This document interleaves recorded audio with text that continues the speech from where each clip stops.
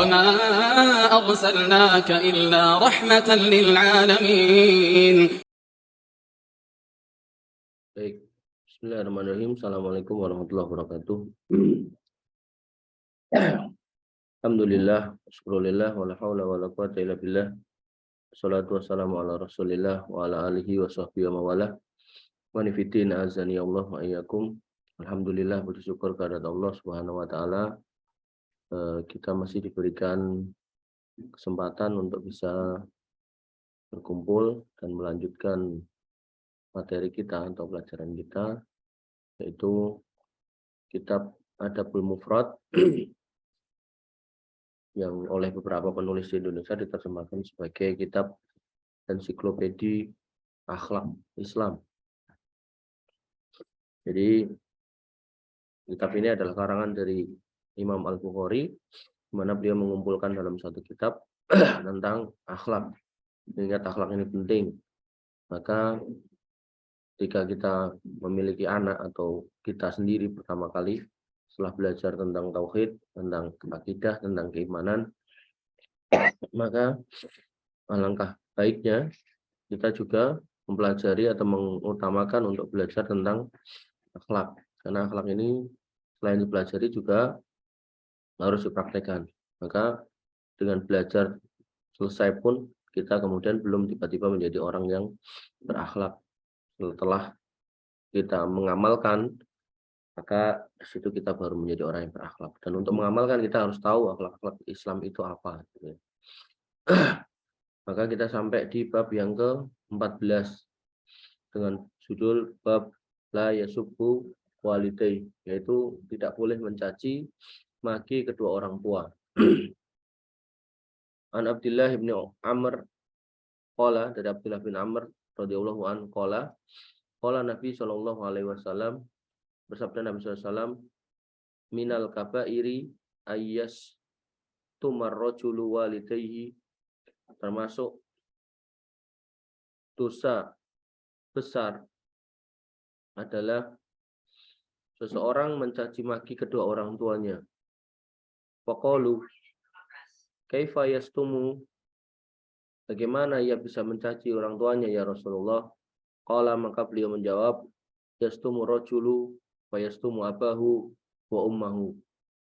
Ya, dia mencaci orang tua orang lain, lalu kemudian orang lain itu membalas menghina bapak dan ibunya. Ini menjadikan gambaran bahwasanya zaman dulu itu jarang sekali ada seorang anak yang mencaci maki orang tuanya. Ya. Karena orang tua zaman dulu itu adalah kebanggaan dari anaknya. Dan anak menghormati orang tuanya zaman dulu. Sehingga para sahabat bertanya, gimana ceritanya kok bisa ada orang mencaci orang tuanya gitu. Ternyata yang dimaksud Nabi itu bukan orang langsung mencaci maki orang tuanya, tapi dia mencaci orang tua orang lain, lalu kemudian orang lain itu membalas menghina orang tua yang bersangkutan. Ini masuk dalam kategori mencaci orang tua kita sendiri, dan itu ya masuk dalam wilayah dosa besar. Maka ketika kok ada anak langsung mencaci maki orang tuanya, ya nggak pakai basa-basi langsung tembak ke orang tuanya, maka itu lebih besar dosanya daripada konteks hadis yang tadi kita bahas. Ya, jadi kalau kita berinteraksi dengan orang, maka jangan sampai ya permusuhan atau obrolan kita menyinggung yang bersangkutan dengan menjelek-jelekan orang tua.